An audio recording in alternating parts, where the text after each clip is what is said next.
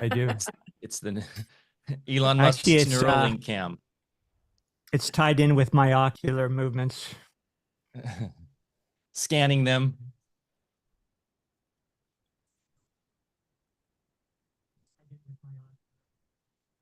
Oh, I'm getting an echo. Is that me? Oh, that is me. How dare me? That means we're live. Hey, everybody, we're with the beautiful Eileen McKusick. How exciting. I'm getting multiple echoes here.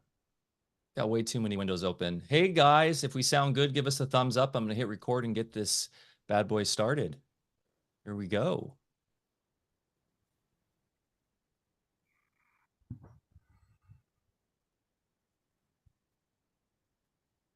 Eileen, I think I told you one of my daughter-in-laws is from talking Vermont. right over when I hit record. Okay, start it again.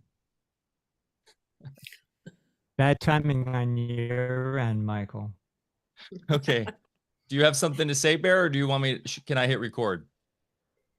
Well, go ahead. Just don't interfere with the conversation I'm trying to have with Eileen here. Okay. So Eileen, did I tell you that one of my daughter-in-laws was from Vermont? I think I did last time, maybe. I think you might have. We had to fly out a few years ago for the marriage. It was in Vermont. Where was it? Was it Jarrett or Jericho? Anyway. Jericho. Well, thank you. Yeah, thank you. That's not far. So next time you come visit me. Jericho, that was a show about yeah, we had a great time. Love show about the end of the world.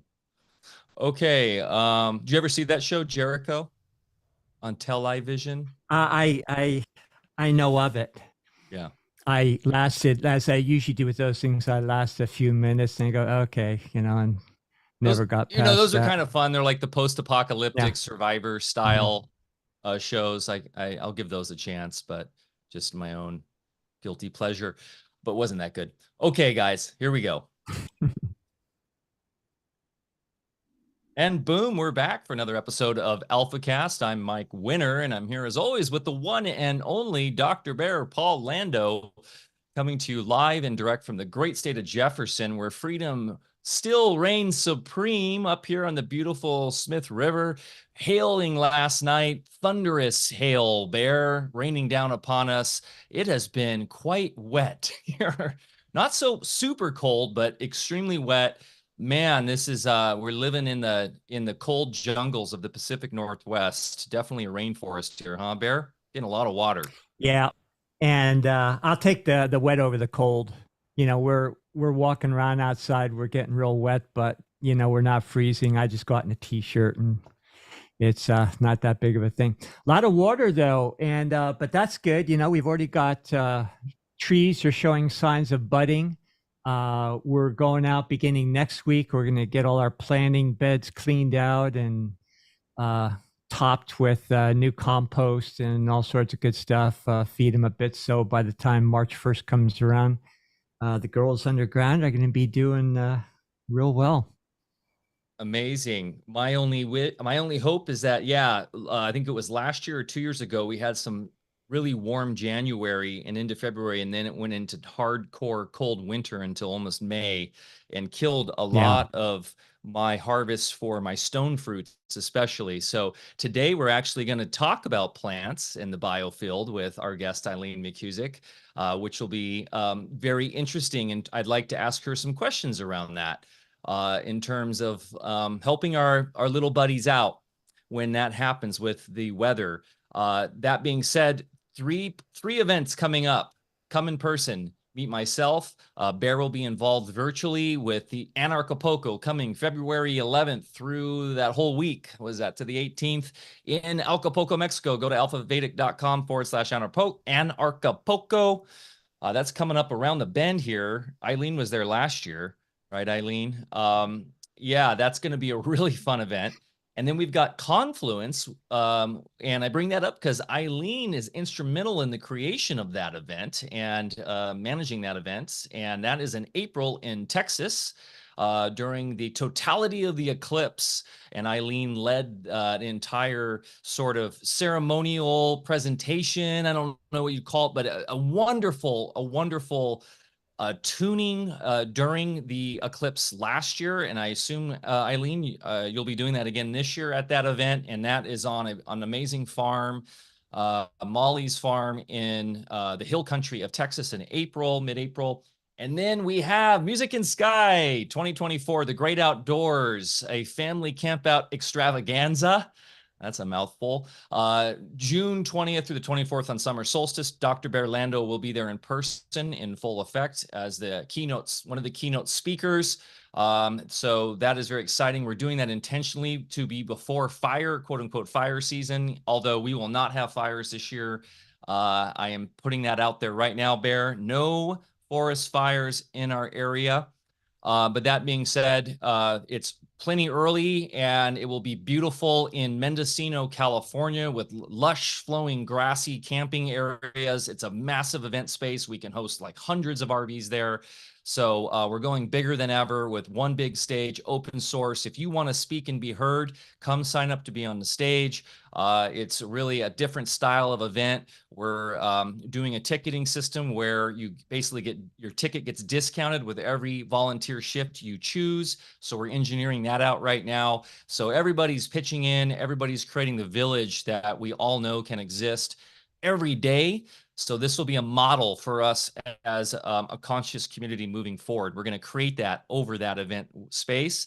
And then, of course, have our awesome Music in Sky production and amazing music and all that going along there as well. So very excited. Check that out. Go join the mailing list at musicinsky.com, and that way you can be notified when the tickets drop. Okay, Bear, anything else before I introduce our beautiful guest today?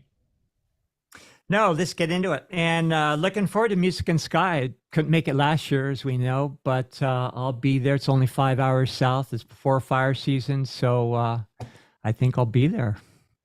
And we might even have a special additional Alfa Vedic presence there with some other surprises. Indeed, indeed. And I have some others. We'll have surprises dropping every month for sure.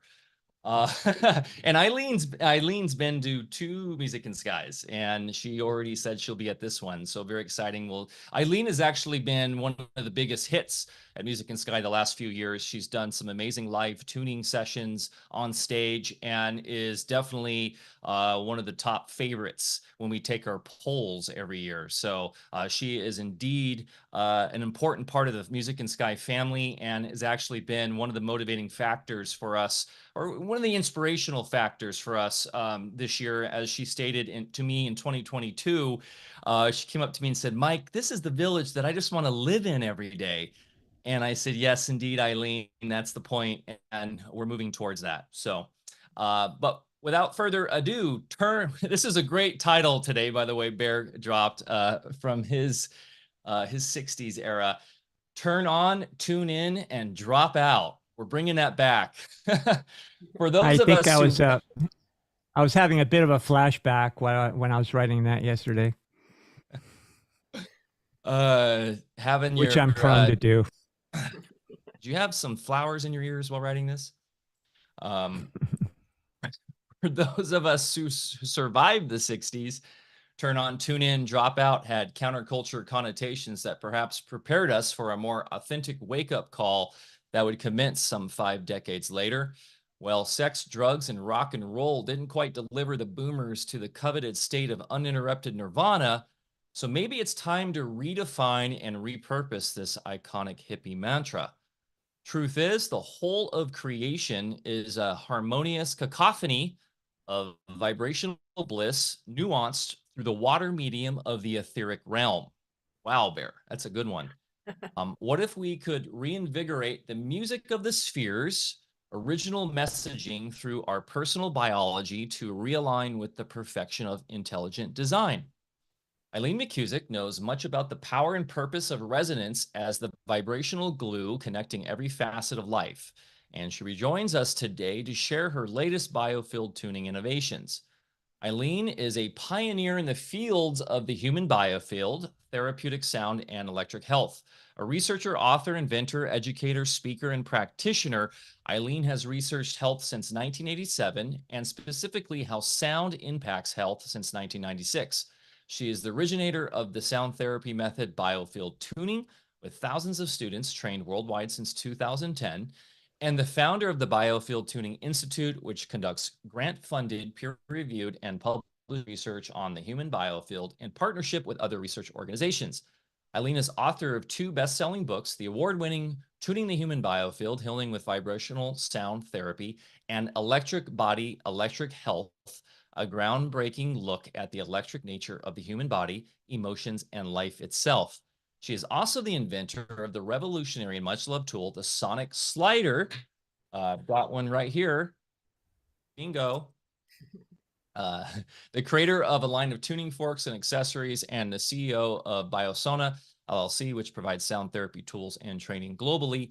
Her work has helped thousands of people around the world overcome chronic pain, anxiety, depression, and other health challenges, enabling them to live more fulfilling and empowered lives.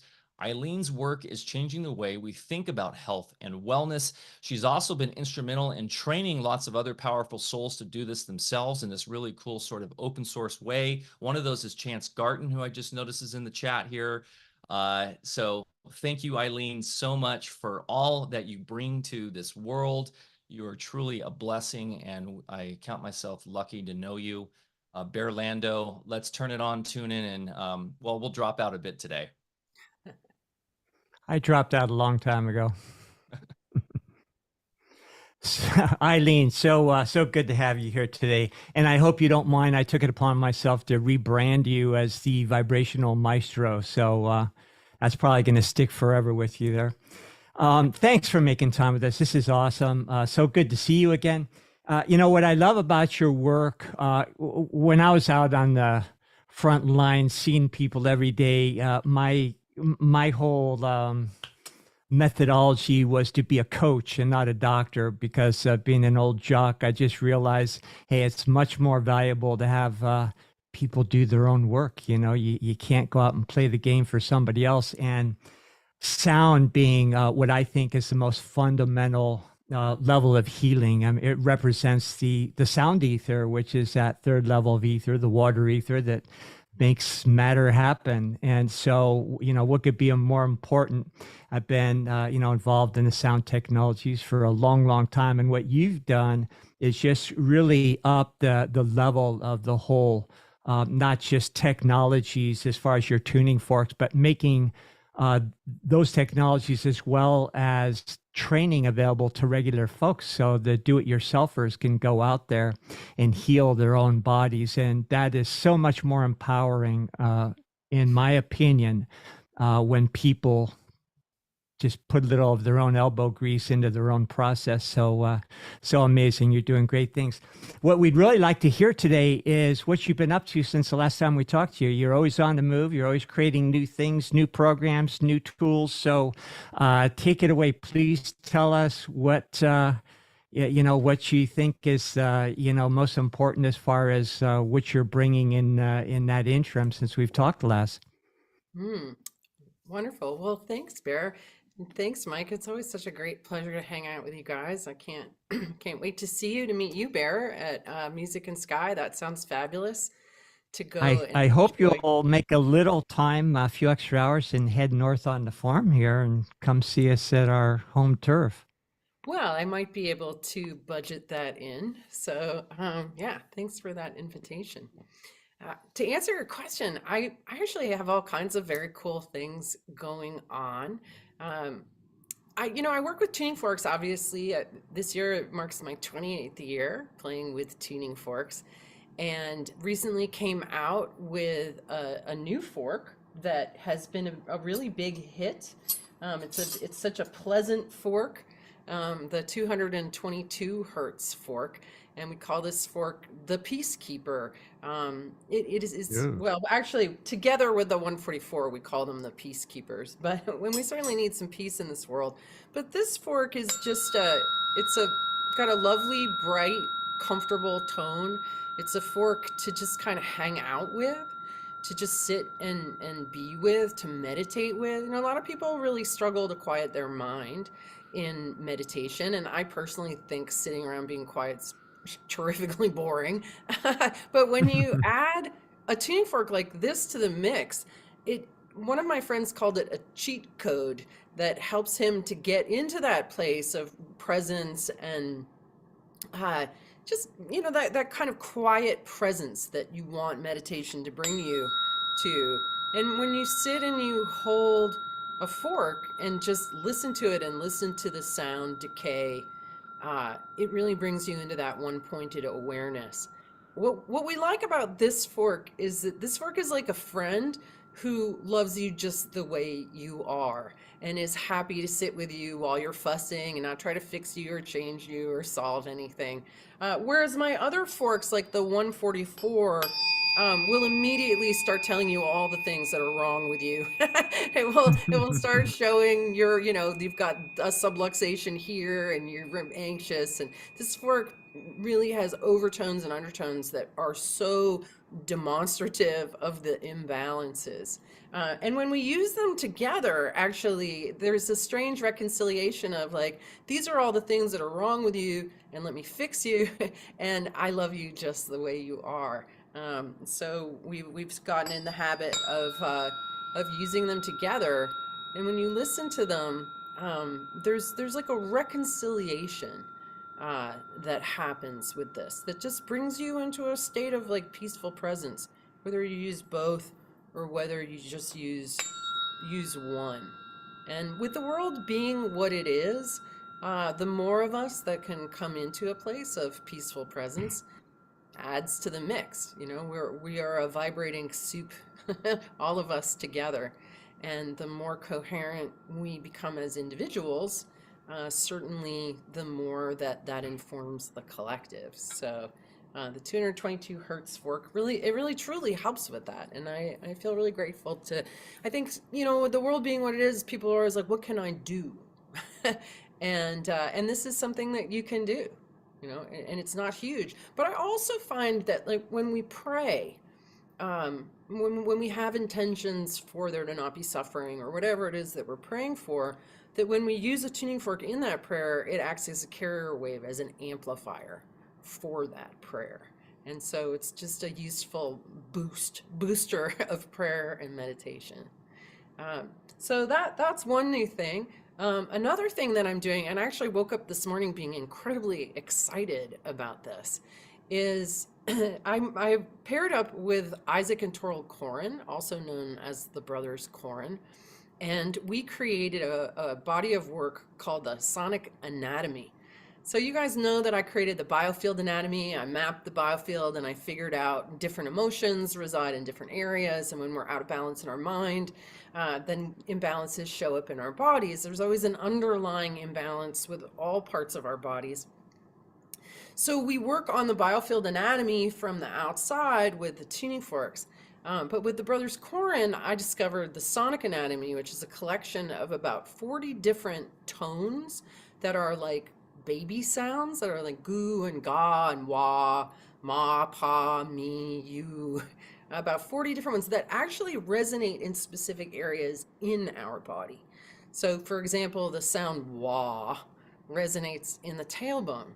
And when you put your awareness in your tailbone and you make the sound wah, you're literally resonating and opening up space in that part of your body. And when you go through all of these 40 tones, what it does is it tunes up your instrument from the inside. Like I was thinking about how the human body is an instrument, and very few of us grew up and have gone through our lives being treated like a Stradivarius. Most of us have gotten pretty beaten up in different ways. And if you think of your body like a pipe organ or a piano, I think the reason why a lot of people don't like their singing voice is because you're trying to play an instrument that's out of tune, that's taken a lot of hits and dents and hasn't been tuned up. And even if you're a great musician and you sit down to play an instrument that's out of tune or badly out of tune, it's gonna be hard to sound good. And this is sort of a backdoor approach towards liberating the singing voice, not just the singing voice, but the speaking voice, the manifesting voice. Because if it's by our word that we create our life, then the more embodied and expressive our word is, the more powerful it's going to be creatively. And so this process of really getting into the body and opening up space and blowing out pipes, like you're like a pipe organ, you got like a mouse nest in here, and this key doesn't work. And we really just use these very simple tones, that babies make when they are inwardly unified. They're not self-conscious about how they sound. They're just exploring the resonant potential of their bodies. Like the sound goo actually resonates in the spine. And when you sit and you make that tone and you can feel it go up and down the spine, then that's what a baby is doing. They're gooing. They're just feeling that sound move around inside of them. And so as adults, when we go to sing or whatever, there's often a sense of inner division where there's some part of you that's trying to make sound and then some part of you that's judging yourself or not feeling comfortable. But when we go into a place where we don't have to be on key, we don't have to be on pitch, it can sound bad, it doesn't matter, and we're really free to make these sounds, it brings us back into this undivided inner experience. And that's really the keystone of health, in my opinion, is that many people are fractured and compartmentalized and have unkind aspects of themselves that are often running a narrative. And this inner division is so much of like what I've seen, like especially people with things like autoimmune diseases, that they're very often inwardly divided into victim and perpetrator and judge and judged and not good enough and all of these stories. And that creates a lot of problems, creates imbalance in the body. But if we can have an experience of ourselves as inwardly unified while charging ourselves up with sound, it's really profound. And it makes you feel amazing. So we actually have a course starting in a week. It's called Sing the Body Electric, and it's a 4-week course, 2 hours a week for 4 weeks. And so week 1, we introduce a set of the tones and have you practice them. And then the next week, a set of the tones. And I also I tune the whole group. We do breathing exercises. And we've never done it this way. We've always sort of fire hosed people like 4 hours each day on a weekend. And this is the first time we're going to spread it out over a month, and everybody will have the opportunity to practice. And I'm just so excited about it. Freeing people's voices. Like, I really think this is I've been healing for a long time, and always looking for like what works, what gets us to that place of freedom, embodiment, empowerment. And I really think this voice work is absolutely where it's at for so many reasons. So I'm so excited to teach this class for my own experience too, because it's totally changed my voice and my ability to enjoy my human instrument, expressing and playing with singing. It's one of the greatest joys of being human, and very few people at this point in time are at liberty to really enjoy their voices. Brilliant.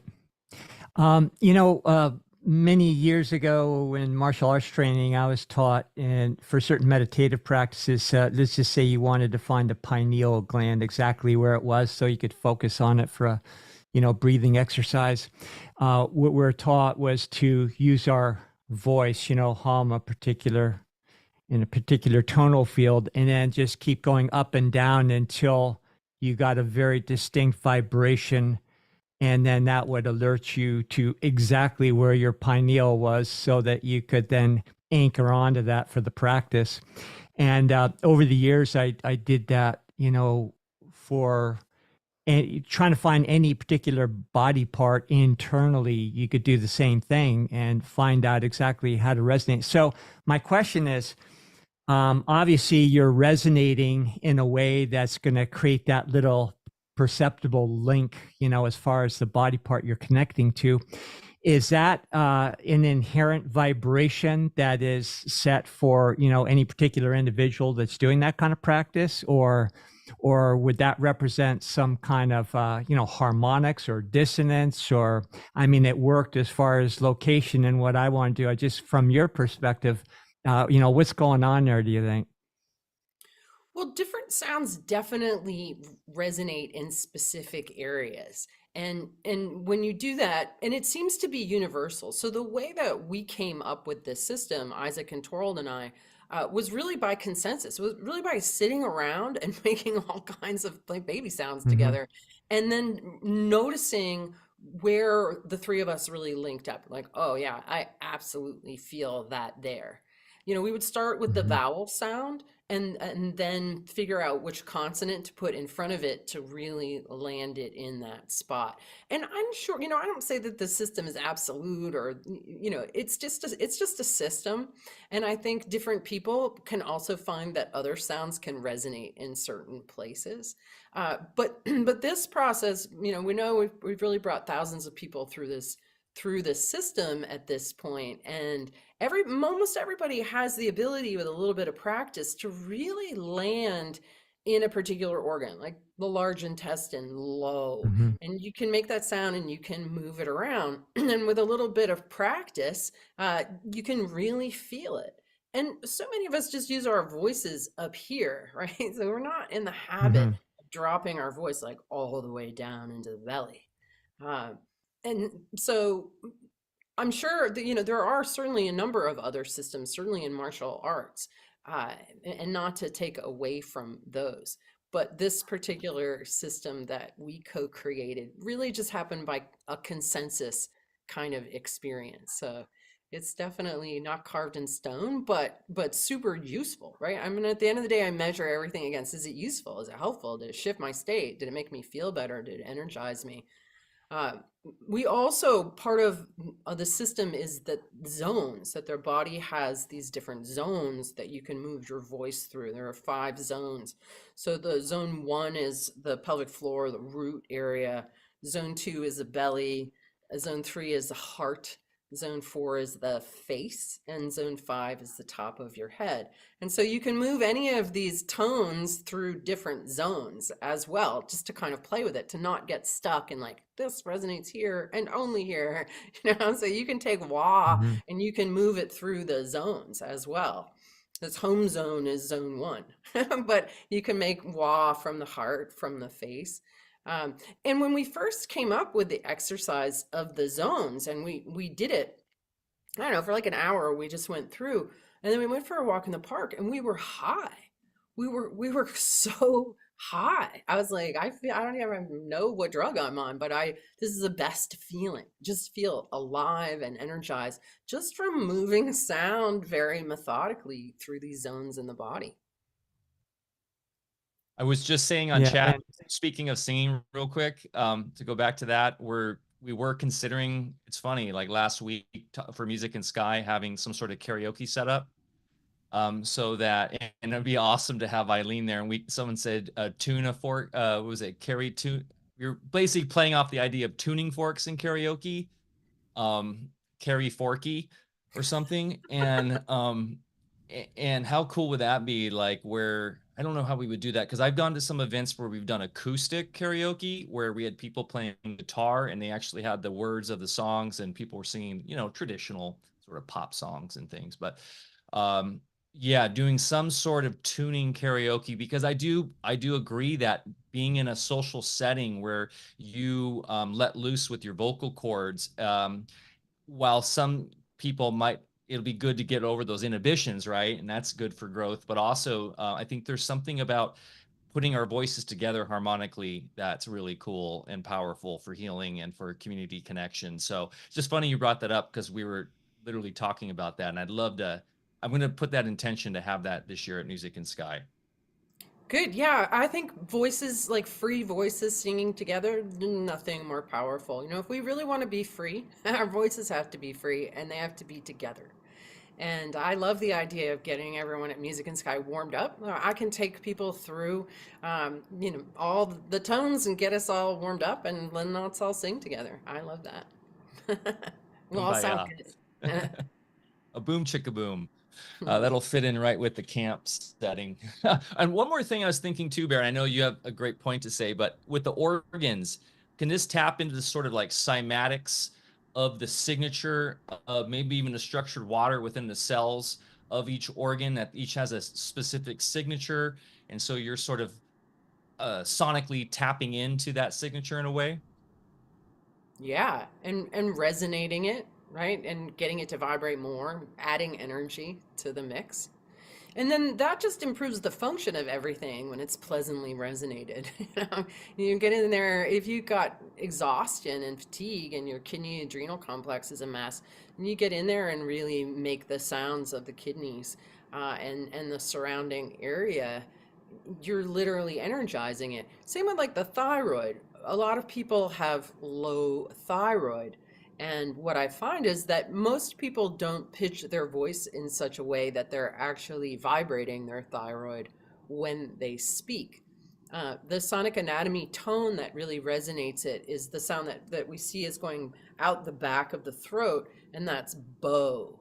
And so hanging out and just bow, like you were saying, Bear, finding the pineal and resonating it. This is, the thyroid's a little easier to find than the pineal, but getting in there and really giving it a sound bath, a sound cleaning, a sound massage, and doing it with love too. I think that a lot of people's ailments come from this programming of self-loathing that has been put into us in many different ways. And so even though we are, the eternal elements, we're water, we're sunlight, we're earth, right? We're certainly nothing here worthy of loathing.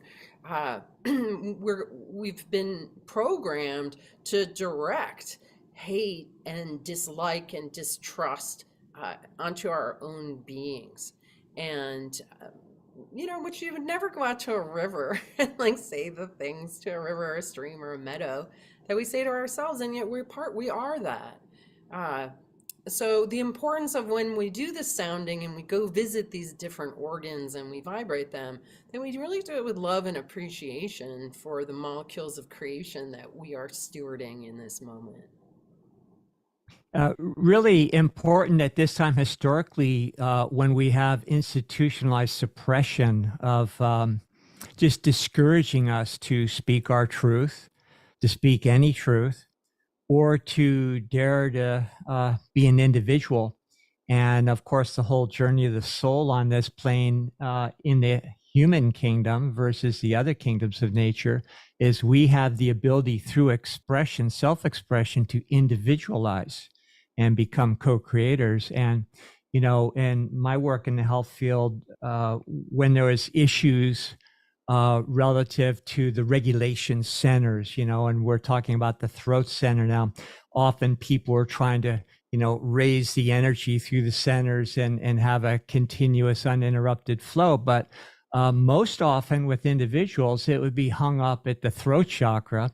And of course, that is our regulation center for expression. And if we have an impediment there, then it's really going to be hard to move the energy up from the lower centers to transmute it, as a continuous flow with the higher centers and the centers above our head, especially. So, using sound to open that up just seems more important than ever.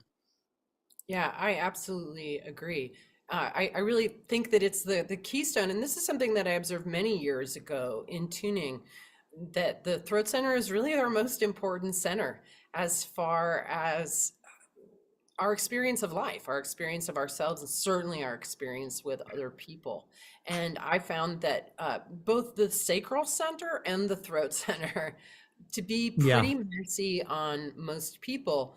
In the biofield anatomy, the left side of the throat, when energy piles up on the left side of the throat, that is the things that have come up for us to express, whether it's an emotion, whether it's advocating for our needs, our truth, whatever.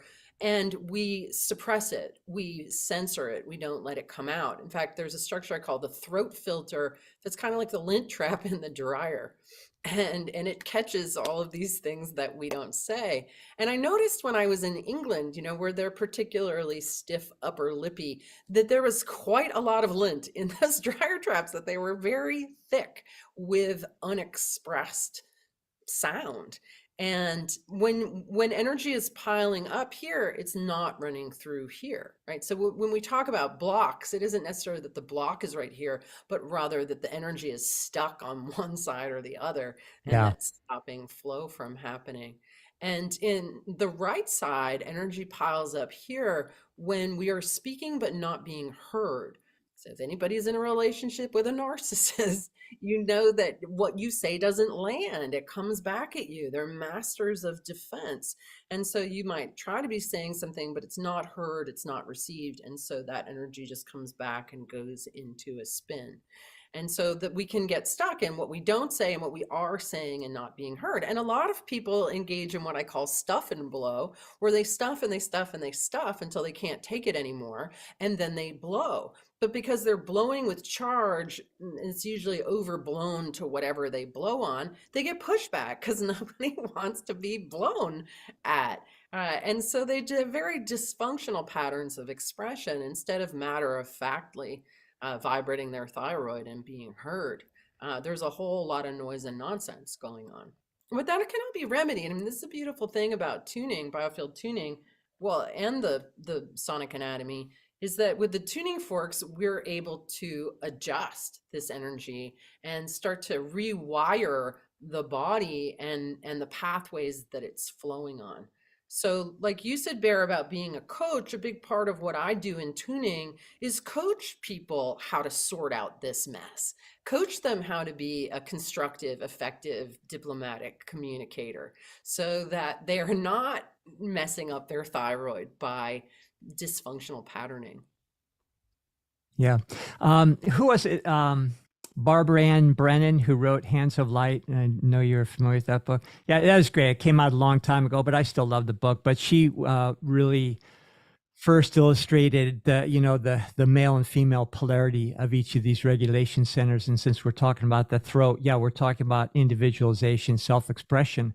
But then the male polarity in the back end of it, which is, along the governing vessel, more the male side of things, it's I think she referred to it as the business center. So it's your ability to manifest. One is to speak your truth, but then the other half of that is to actually important for manifestation on this physical plane is to be able to, put your life purpose into action and manifestation. So we've got all these kind of neat ramifications of, possibilities that open to us when we get these centers open and functioning properly. Yeah, definitely. Because there's a saying that I like, and I probably even said this the last time I was here, but it's really relevant, and it's something that I think is important for people to hear. And this wonderful quote from this book, The Tongue, A Creative Force, this fellow named Charles Capp, and he allegedly was channeling Jesus in this phrase, I have told my people they can have what they say, but my people keep saying what they have. Right? I'll say it again. I've told my people Please. they can have what they say, but my people keep saying what they have. And so this speaks to the incredible creative power of our voice. If we were walking around saying things like, I have Hashimoto's, then you are creating that reality. And so we have to be very mindful about what we're saying, especially with the I am statements, because our voice is incredibly creative. And if we have to speak into being that which we want and do it very mindfully. And if you do it with a voice that's really resonant from your whole body, it has much more creative power to it. If we speak with strong emotion, it has more creative power to it. So it's super mindful that we watch our words. People are very concerned about what goes in their mouth and about eating clean, which I am too. I mean, I avoid corporate foods, but maybe less mindful about what they're speaking to. Because you can be eating clean all day, but if you keep saying, I have Hashimoto's, I have Hashimoto's, I have Hashimoto's, it's likely you're going to keep creating that. Yeah, there's only so much food can do with you or for you. And that's why that old saying, it's more important what comes out of your mouth rather than what goes into it. But everything we say, of course, is a vibration. And one of the, challenges we have these days is that we're all taught dog Latin from birth. So a lot of the words that we think are meaning one thing are actually vibrating something else into existence. Going back to the I am, though, since you brought that up, of course, we all know as a universal incantation, or is that the right word? For designating the Godhead. It's literally the vibration of the Godhead. So of course, people from other cultures that would group chant it had consequences, and very beneficial consequences. And then I am is nothing more than the English translation of which brings in another dimension that is meaningful intellectually as well to English speaking people, because it now designates I am an individualization of the Godhead, my coordinate in the universe. So if we're putting that vibration out there, and like the many people I've had over the years, and I know you've had them too, they come to you with a diagnostic label, and boy, they love that label. It's hard to lose. An expert told you have such and such, and I am whatever sick, or I have, it's, just a dangerous thing to do. But what your work, of course, is bringing the quality of sound, the understanding, the awareness of sound, and all the consequences of every sound that comes out of our mouth, front and center as far as what it does. But then also, qualifying what technologies are going to deliver it in a much purer form and get around some of those programs that we all do with words. Yeah. Yeah. It's funny. I was just having a conversation a few days ago with my husband because he's been really curious about words and thinking about them a lot. And I was going to go to get a massage, and he said, enjoy. And then he said, no, wait, that's not a good one. It means end joy. He said, the Jamaicans say full joy. And so I was sort of playing around with that end joy and full joy, but even full joy felt like I was bumping up against a container. And so was playing around with different words, and I fell on be joy. And if you say that, it's a very different feeling in your body to be joy than to end joy. Be joy. And we were also playing around with money, the word money, because he said, okay, if you break it down, mo, it's like more, and then nay is like no. It's like more no, monet, money, right? And so we decided to call it mo yay instead of money, mo yay. So instead of enjoy your money, it comes be joy your moye, which is a completely different feeling in your body. And it's just, that's a never ending rabbit hole to really dissect every word and how it feels in the body and what it means. Now I'm all self-conscious whenever I forget and say good morning. It's like, that's not good. But it's worth paying attention to definitely the words we use and how they ring or resonate and what other words they have in them, just because it spells, right? When I lived in Fiji, the first thing we learned is their greeting was Vanaka Bula, and that means thank you for life. And to this day, Deb and I, that's Vanaka Bula, that we say every single day to each other. And what a wonderful thing. You go into some of the more authentic cultures that maybe haven't been tampered with as much, and it's just the wonderful expressions. And what if we were walking around all day long with smiles on our faces and saying thank you for life to each other? Yeah. They say bula, right? Is that life is bula? Because that's the short Vanaka version. is thank you. Okay, because I remember being there, and they were everywhere too. They just say bula, bula, which I think is just like life, right? It just means life, life is good. There's something to be said about the sort of phonetics of the Western dialects of Western languages that came from the Phoenicians, that sort of hijacked reality. And symbolized words and took out the form and the original meaning. And then when you go into like Hawaiian and these other more ancient languages, they definitely have more of that. It's funny when you said your version of Be Joy Monet or Be joy your moye.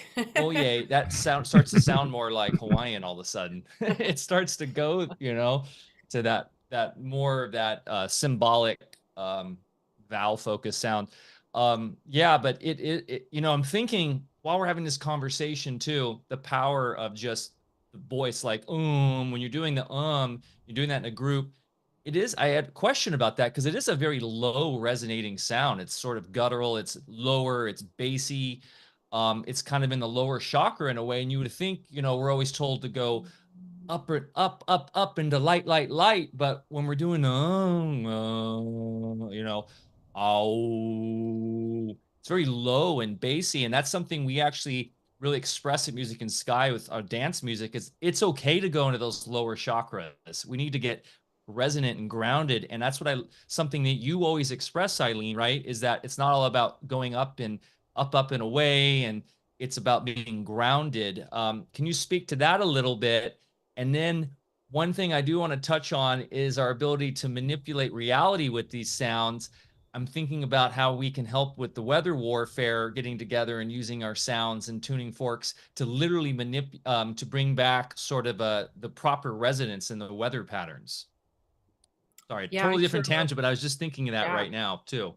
No, that sounds great. I mean, and I think we do have that power together to really do that, to inform the ionosphere and weather patterns with our intention and voices, that there's surely a science there waiting to be remembered.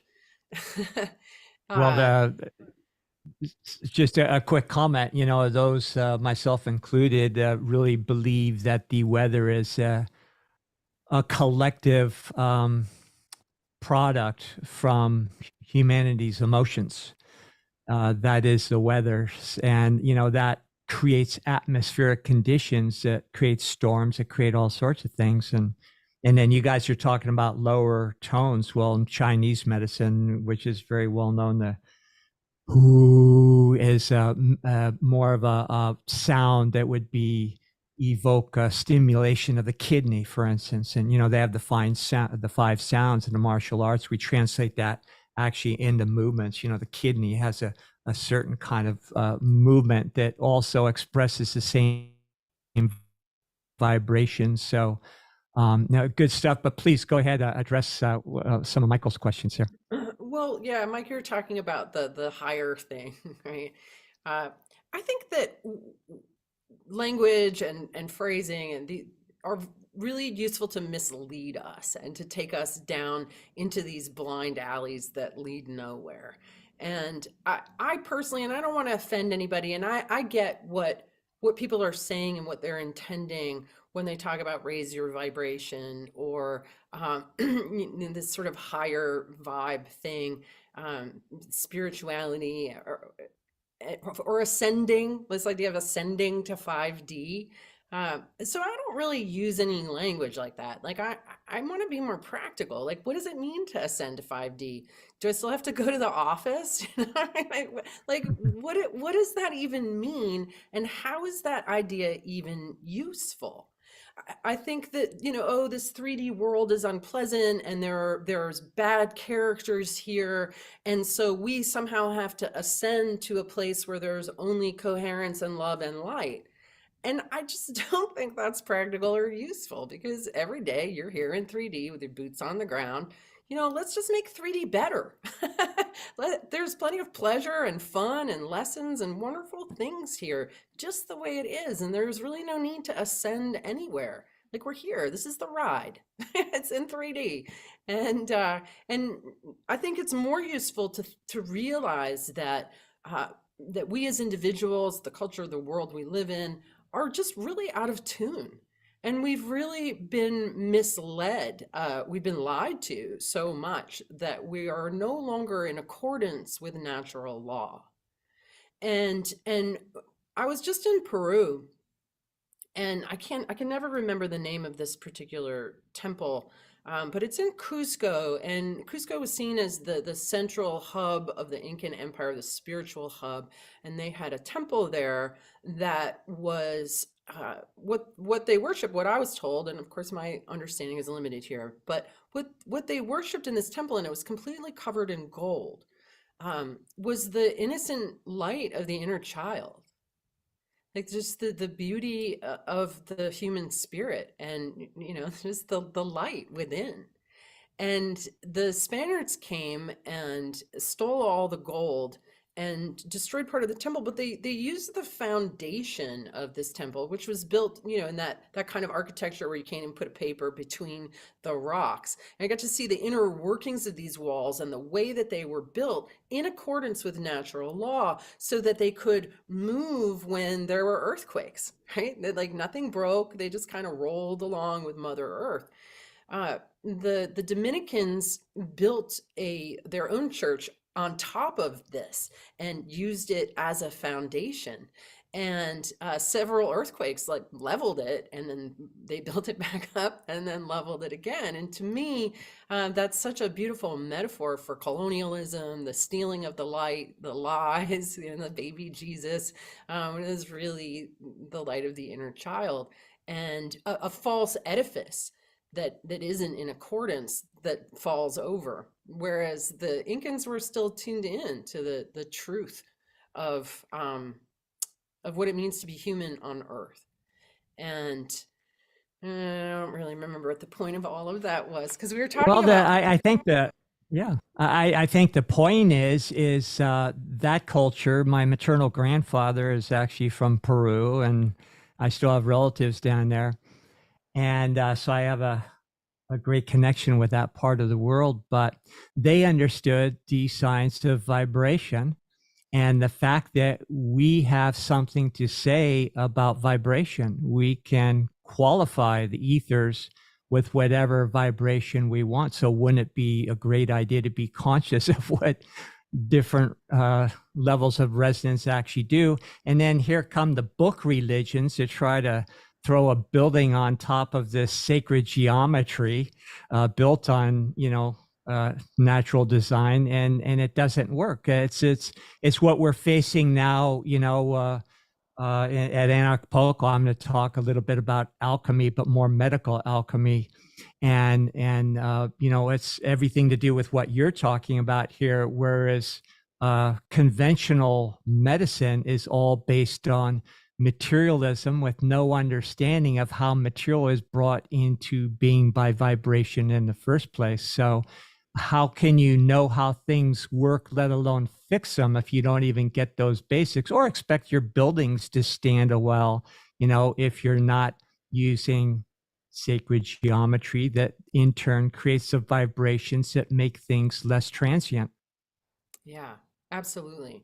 Absolutely. And so that brings me back to what I was going to say, which is we really want to get in tune with ourselves. We don't want to raise our vibration. We want to tune our vibration so that we are in tune with ourselves, and that we are in tune in accordance with natural law, and in harmony with our environment, ourselves, and each other. And that's absolutely possible because that's how we're designed. But we've just become incredibly corrupted. Our bloodlines, all the trauma, all of the misinformation, the lies, so much has just made so much noise and static in the signal that it's hard to get to that inner light, that inner truth, and have a radiant existence from that place. So our culture has done everything it can to steal it from us, and to steal our awareness, and to keep us up with all kinds of nonsense so that we lose the script. But it's absolutely in there, and it's absolutely accessible for us. And what they're really trying to steal is our joy. And our joy. It's so true, yeah. Bear. I mean, and that's, I was just actually on the last podcast I was on right before you guys, we were talking about that. It was podcast for kids, and about how really our nature is joy. Like we're like a bubbling spring. This is what the Incas were worshiping in this temple, was the illuminated joy of our nature, a reflecting of the sun, and the love of life. And that spring is within, and it's just been covered up in so many ways by so much. But I think the process of self-healing and self-discovery is really excavating all the stuff that's been heaped on top of that, all of those distortions, so that our nature, that joyful nature, like the spring comes back, and then you're in a sense of flow and a sense of love of life. I mean, that's really what it is. Somebody asked me, and they're like, what's your secret for radiant health? And I was like, I love life. I love God like so much. I wake up every morning and I'm like, ah.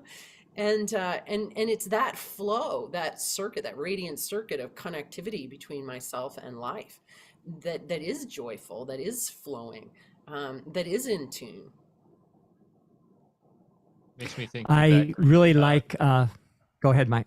I was just gonna say that great Christmas musical Scrooge, the I Like Life. We watch that every Christmas season with my kids, and it always gives me chills.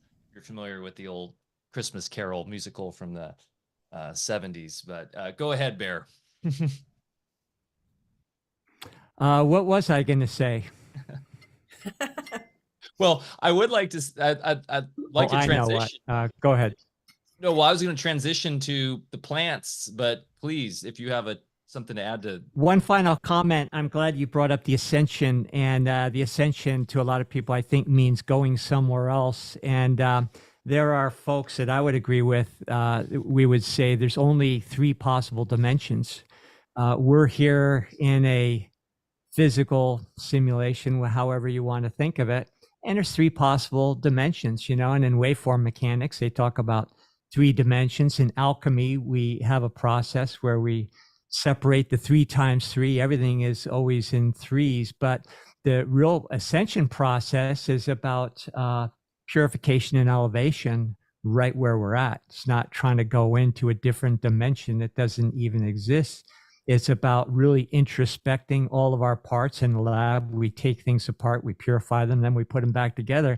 And that's basically what the life process is about. And with biotuning, I believe that's exactly what you're up to there.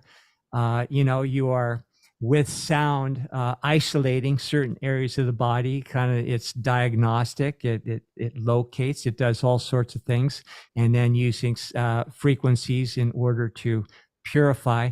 But then from those 3 dimensions, we can only create those 3 dimensions from stillness. So stillness is really what we're after, not to be vibrating quicker. So yeah. Yeah, and absolutely. and vibration is nothing more than repetition of waveforms, which is going to give a different quality to the appearance of something that we're manifesting. It really doesn't have anything to do with elevated consciousness. So anyway, that's my Yeah, 2 I bits. think purification is a really great word. Mhm. I think that's that part of just cleaning out. I was just in Peru, as I said, and I had the opportunity to do ayahuasca, to sit with ayahuasca in 3 ceremonies, and had quite a lot of purification going on with that. And the experience that I had on the other side of that journey was very much a feeling of feeling light, of feeling effervescent, of feeling illuminated, but also very grounded and also very much in this dimension, just more purified. Yeah. Yeah. I love that. Yeah, honoring the beautiful garden that we get to coexist in this awesome divine machine that we're in. And yeah, when we were in Orlando last year at Jim Gale's event, we were sharing a ride, and I don't know how it came up, Eileen, but we were talking about the biofield in relationship to plants and your connection with that. And you told this really cool story about a tree that wasn't doing so well in your neighborhood and how you connected with it. And I thought that was it was so profound because it really brings us back to the nature of this reality and how important it is to connect with the entire thread of life around us and how we're all in this together, and how it's all connected through the biofield. Would you mind sharing that story? And as somebody, Alfa Vedic, we have our own gardens here and we plant herbs and we do all that. And we understand this sort of higher intelligence and connection that we have. It's much more than just the chemicals that we put in the soil. There is an energetic involved here between the conscious creators of humanity and the natural sphere or realm that we're in, however you want to envision this. I love this story. If you wouldn't mind sharing it with our community. Yeah, I'm happy to share it. Before I go right into it, I just want to explain the first time I ever tuned a plant because I never had before, right? And I've just come working on people, and it never even occurred to me to tune a plant. And a number of years ago, I was at with a friend. We went to visit a friend of theirs at the University of Colorado in Boulder, and he was doing research on plants. He had them hooked up to oh gosh, I always forget what these things are called. What's that truth when they want to know if you're telling the truth and they hook you up to a machine? Um, It's just, it Oh, measures galvanic response to the skin lie yeah, detector. exactly. So that, Yeah. so he had plants, this electrodes into these Yeah. plants, and he had I've was seen that. monitoring how they responded to things, sort of a continuation of the work of the Secret Life of Plants author, whose name I'm also not remembering. And so I decided to give the plants tune-ups so we could see how they would respond on the little meter readout. And the first plant that I tuned was an Amazonian medicine plant. And as I approached it, like, and I found the edge of its field, and I came in and I was giving it a little tune up, and the needle was going down, and the researcher said that is a sign the plant is relaxing, like the plant is happy, likes what you're doing. And so in biofield tuning, there's always a feeling when you've completed an adjustment, a kind of release or a let go. And so that happened, but for whatever weird reason, I just decided to come in for one more pass. And as soon as I came in on that last pass, the plant started to tense up again because it was like, wait, I thought we were done. Right? And I was like, no, you're right, we're done. Okay, that's good. Then the next plant that I worked on was a little bamboo plant. And when I came in to start tuning that, I heard the frequency signature that I understand in people to be fear, which has a pulsing quality. So when you're really scared, you shake. And that's because the waveform of fear is pulsing, like the Jaws soundtrack. And so I was like, oh my God. I was like, this plant is afraid. And the guy said to me, he's like, wow, that's so wild you said that, Eileen, because I had a psychic in here last week, and she's a really good psychic. She works for the Colorado Police Department, and she was tuning into that plant, and she said that it was afraid. So I was like, wow, plants speak the same vibrational language as humans. And that is how, when he was originally, the fellow who was originally doing that work, when he had the thought and the intention that he was going to burn the plant, the little needle went way up because the plant could read his vibe, because we all speak the same vibrational language. And obviously animals do too, right? So all of nature has this shared vibrational language in common, which is an incredibly pure, true language. Like vibes don't lie, right? How your pets know when you're funky, because they speak that language too. So, so that was an incredible discovery. It's sort of a big aha. And then I didn't tune plants for a while, but then I live in an apartment building that was built in 2015, and they plunked this little maple tree down out off my balcony. I can see this little maple tree, and ever since it was planted, it's been the most miserable little tree. Its leaves droop, and then would even start to turn in like mid-July, the end of July. Its leaves would start to turn, and it would always be the first one to be leafless in the neighborhood. And so back in May, I walked past it, and it was so woebegone. It was so forlorn, and I was so sick of its sad, woebegone little vibe that I was like, tree, I'm going to tune you because I just can't take your misery any longer. And so I went out there with my tune person. This is right on a boardwalk where people walk by. And I'm like, I'm going to be the crazy lady out here with the tuning forks tuning the tree. So biofield tuning is a practice of where we use weighted forks like on the body, and then we use unweighted forks in the field. And so what I did was I came up and I put the forks on either side of its trunk. I just kind of came in and said hello. Now these are based in the Schumann resonance. So they are 54.81 and 62.64. That's 7.83 times 7 and times 8, and they create a binaural beat of 7.83, which is your brain in alpha state, and can really calm you down right away, but also just puts you into that flow of nature. So I did that, and then I came out, I don't know, maybe 3 feet away from its trunk, and I did a little field combing on it, and I could definitely feel its trauma, and the way that it was kind of just plunked into this hole, and it didn't have any mycelial connections to the environment around it. It didn't feel connected to the other trees. It was just this lonely, isolated, traumatized little tree.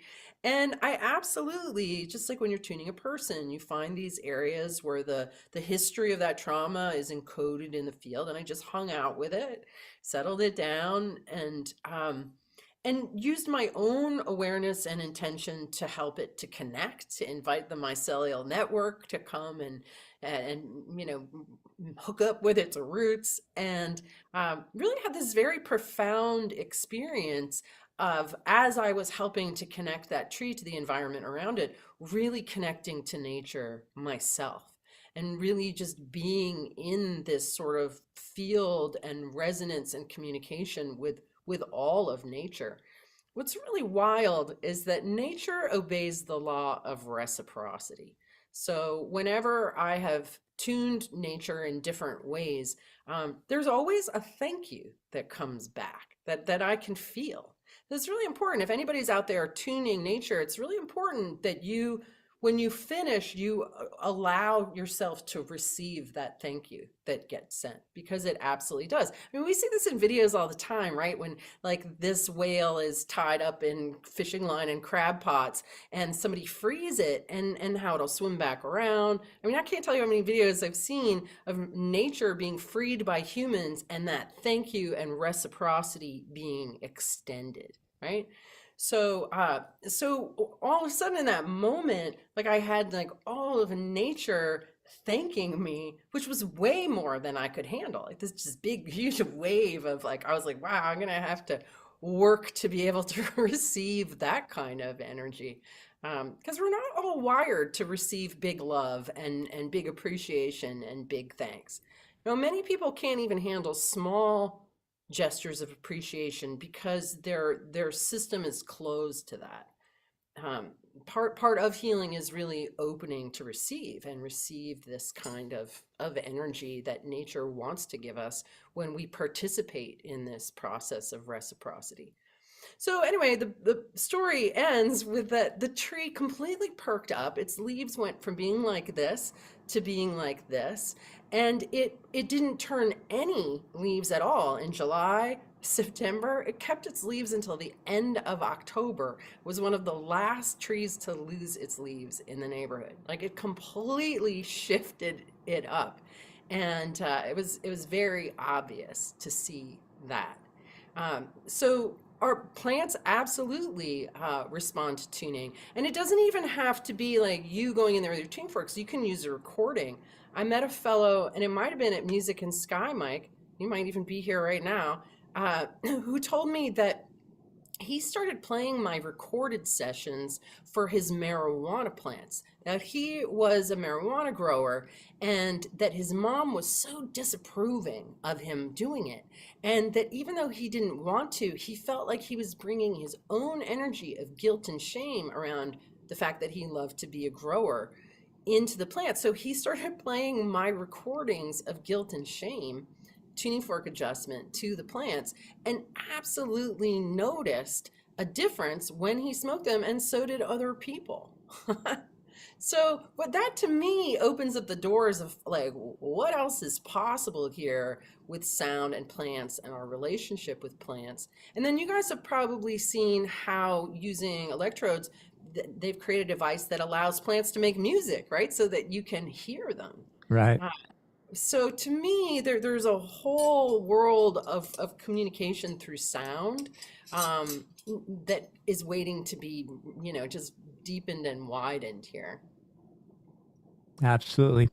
And the reciprocation really is when you are growing things and you have that back and forth communication, then you also feel the health improve in your own body. We don't really have a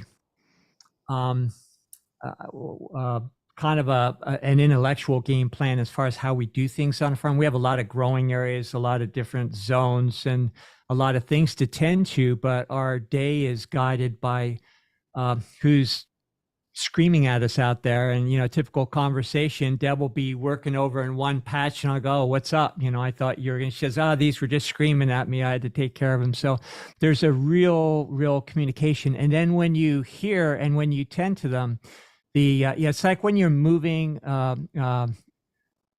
tissues in a body, especially I favor osteopathic kind of techniques, where you're kind of finding the tension points in the body, you corral them in with your hands and you purposely, confine so that the pressure builds and then all of a sudden, boom, and it just gives.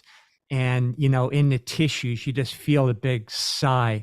That's the same thing you feel with plants, when you tune in to their needs. Just number one, that somebody's listening, period.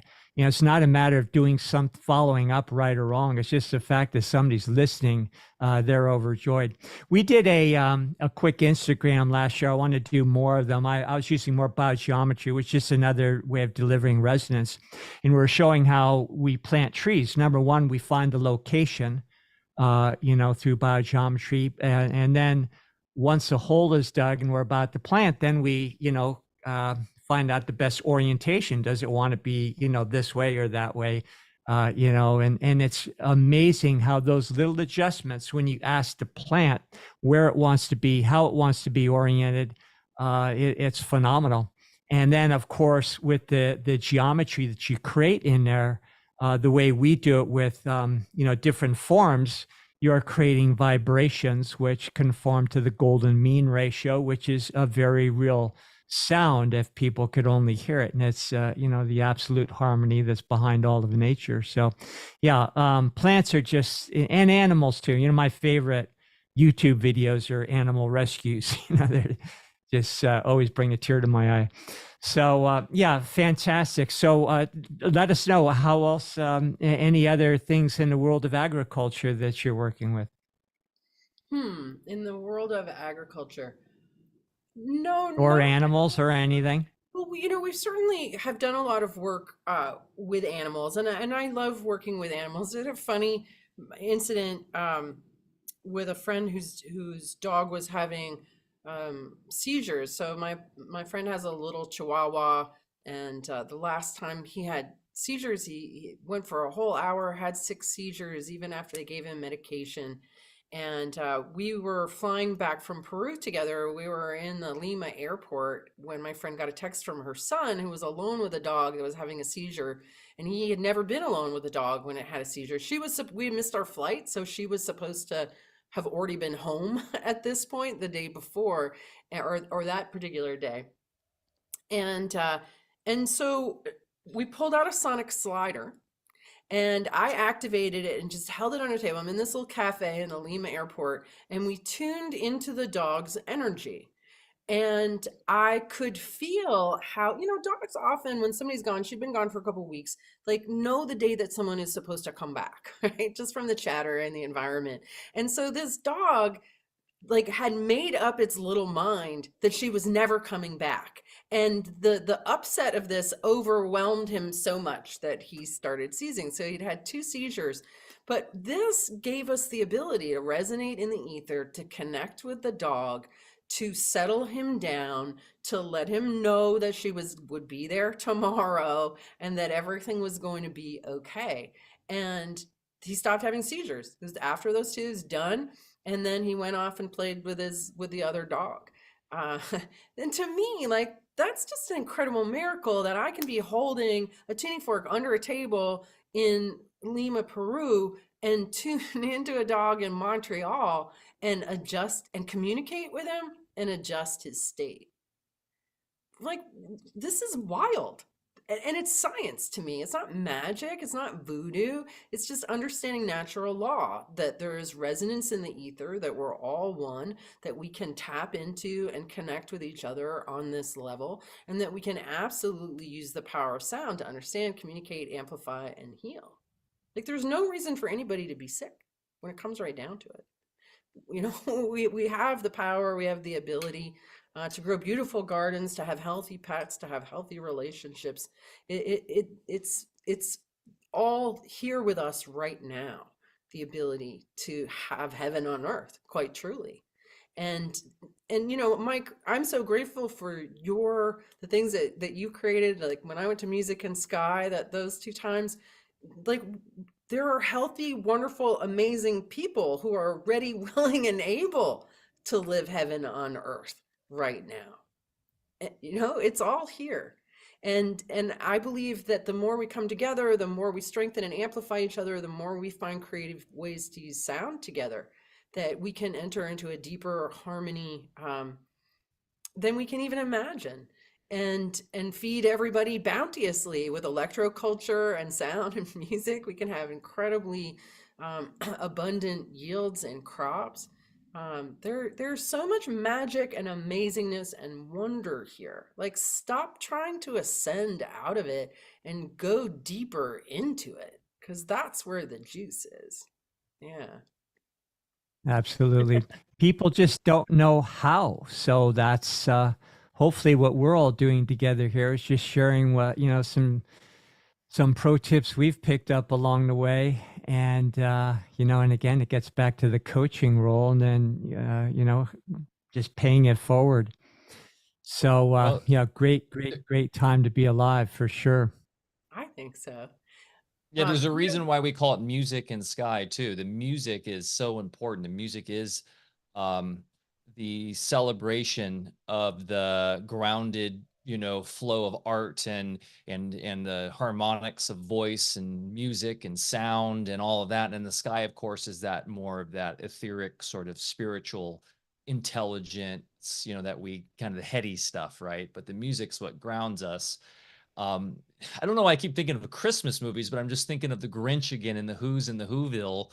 What do they do at the end when the Grinch finally turns his tune? They sing. They all get together and they sing together. And there's just something so powerful about humans coming together and singing. And of course, nature as the reflective force. Every morning I go out when I let my dogs out in the morning and check on the chickens. What's happening? All the birds are singing as the sun's coming up, right? The symphony of nature is just there to remind us every day that very important qualitative element of this reality is that our voices are here to celebrate life and be the joy that we are supposed to be every day, and that is that such an important, powerful form of expression that connects us all. Hmm. Yeah, I love that, Mike. Yeah, I love the birds, right? It's like people ask me, what's your favorite sound healing? And I think birds, actually.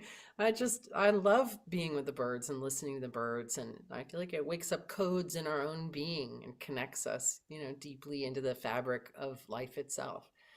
It's always important to listen to the birds. Yeah. There's a concept that Steiner put forth with Goethe, and it's about metamorphosis. And they talk about the different plant and animal forms and go really into birds. And because of their unique attributes, how the way they combine what in alchemy we call the three major attributes, it allows them to have a certain freedom through their vocal cords. It's more of an involved discussion, but there's a lot going on there as far as why birds are able to sing, and then also why people in turn are also able to sing and mimic many noises. You brought up a great point I was gonna maybe mention, but since you did first, I'll go ahead.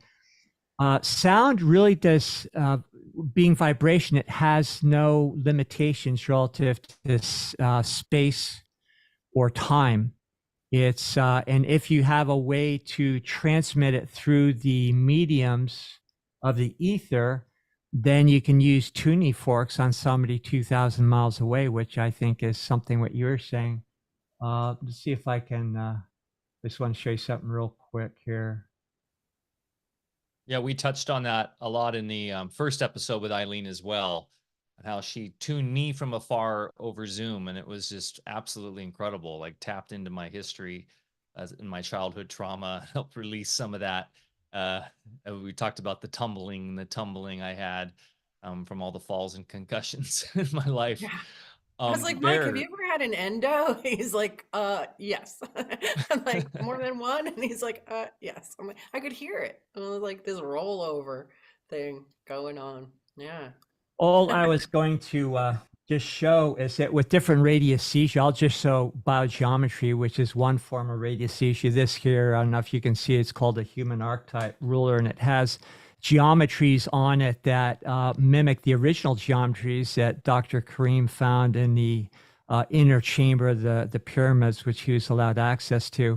And those geometries allowed or enabled a lot of phenomena to occur. So the human archetype ruler that we use in biogeometry is in order to receive and transmit information.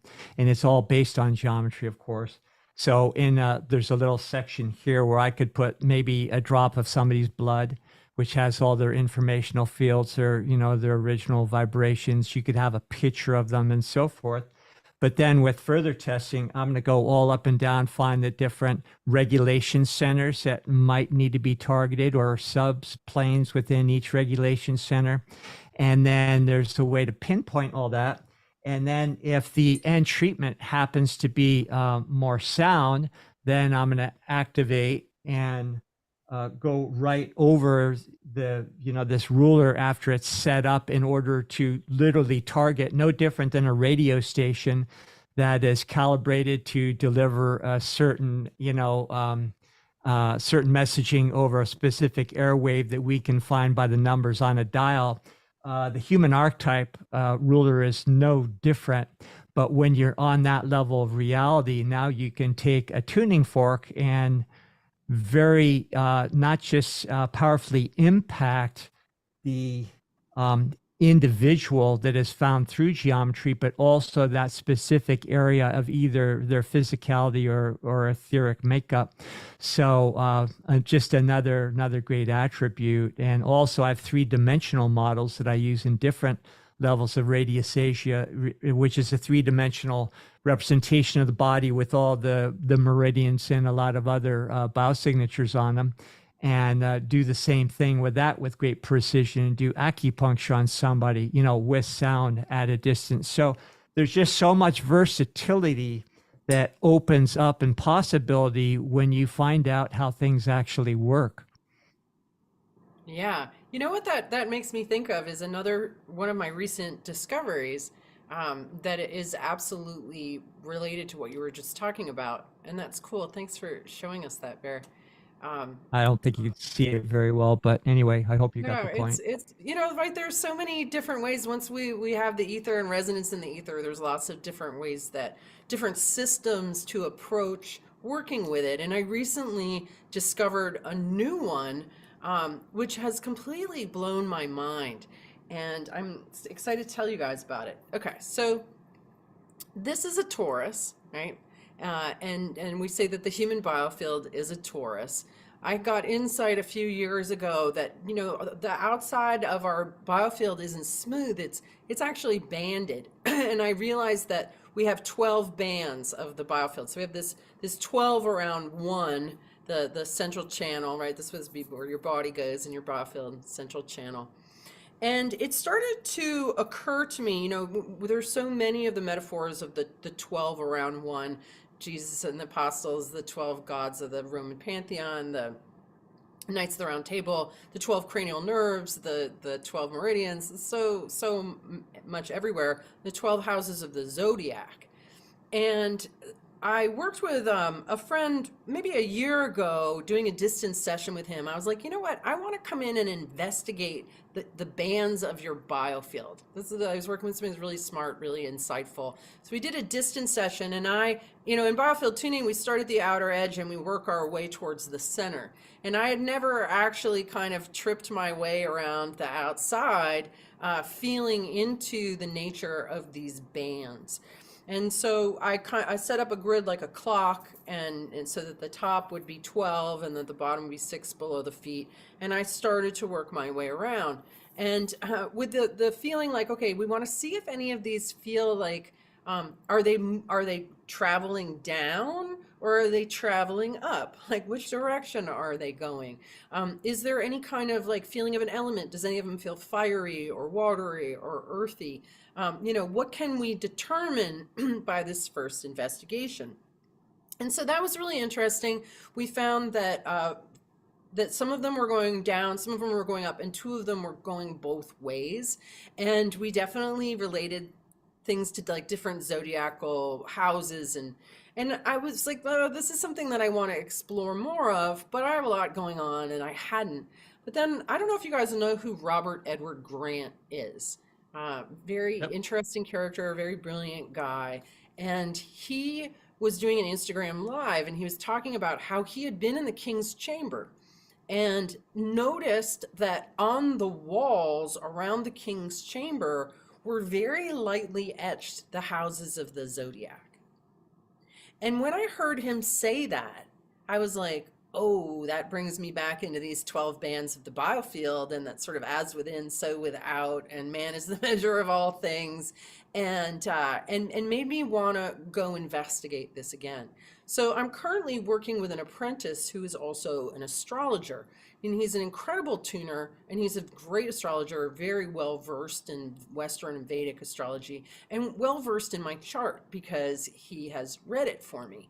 And so we did a session where he laid out these 12 houses in a circle on the floor, and it was a distance session. Imagine that I was in the middle, and then went around and actually discovered within these 12 bands my zodiacal chart. Way And he was cool. able to I love that. read and tune my zodiacal chart through the 12 bands of my biofield. Like in my 9th house, I've got a lot of planets. And so when he got into the 9th house, like I could feel when he was like coming into a house and leaving a house, I could feel all the planets in my 9th house. Like I could, and every house, like I would feel it in a different place. Like I'm like, I feel this in my 3rd eye. I feel this in my heart. I was like, why do I really feel this in my butt and hips? I'm like, oh, this is ruled by Sagittarius. And that's like, the horse. And I felt like a horse. Like it was such a wild journey to actually be able to read and modulate. And he said, I can feel the natal chart and I can also feel the transits happening.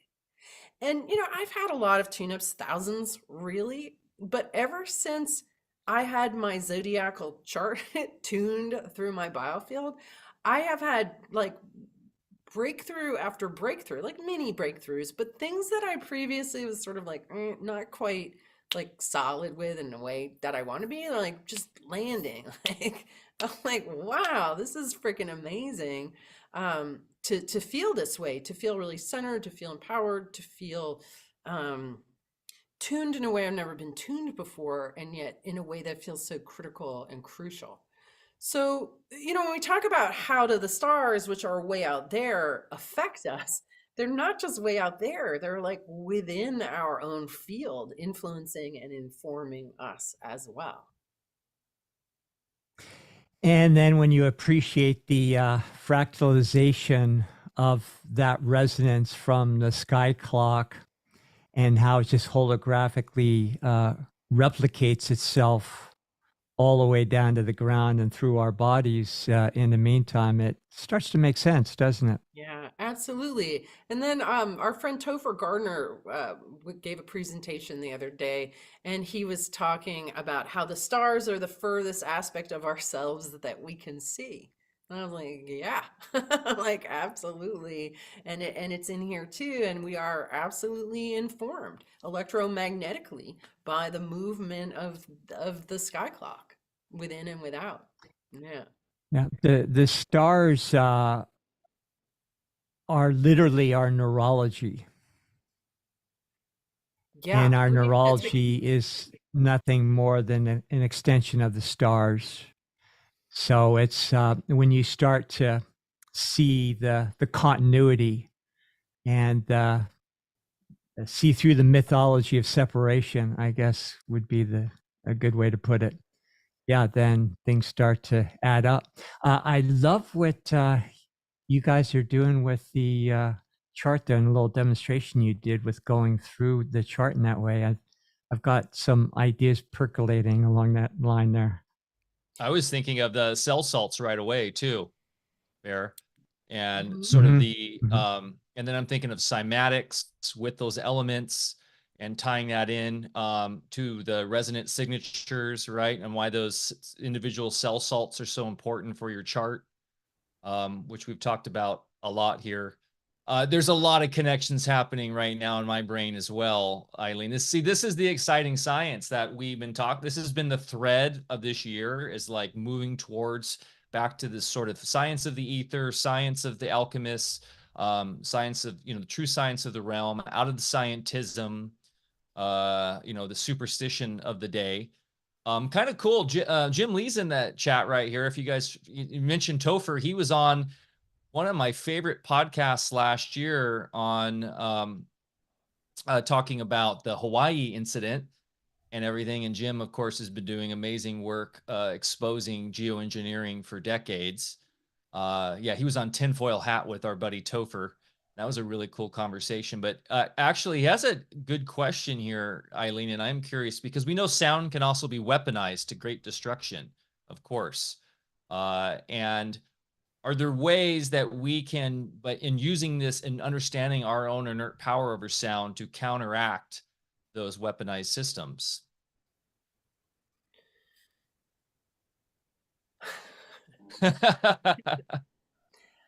Yes, I mean certainly. On In a 10 words or less. yeah, like it's a pretty big and heavy topic.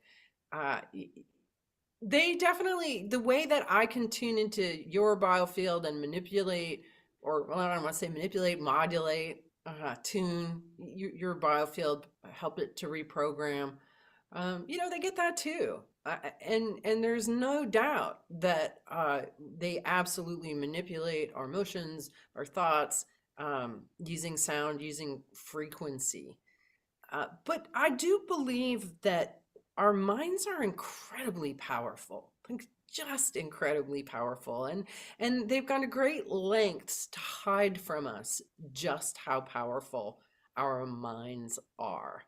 And the way that the best way that we can navigate a very sort of sonically and vibrationally polluted, corrupted environment is to work to make our own signal as clear, coherent, and strong as possible.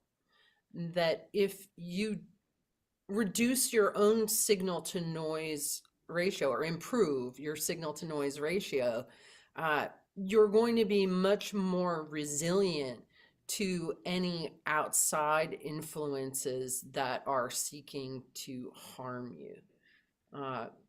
But it just depends on the degree and the severity of the power, that might be seeking to harm you. But even just being around in the daily soup can be very corrosive to people's electrical systems. And having all of these Zoom meetings and phone conversations and video downloads that are continually moving through us breaks up our own inner communication system and makes our shields go down. I think if people aren't in integrity, if they're not in structural integrity, emotional integrity, spiritual integrity, then it's much easier to be impacted non-beneficially. So I think integrity is a really key piece in keeping ourselves less vulnerable to the noise, the weaponry that is and probably will continue to be used against us. Um, Truth has a ring to it, and when we speak truth and think truth and live truth, we amplify our own signal. I think this is really one of the most important things we can do for our own well-being, is utilize the ring and the resonance of truth to bring ourselves into a resilient state.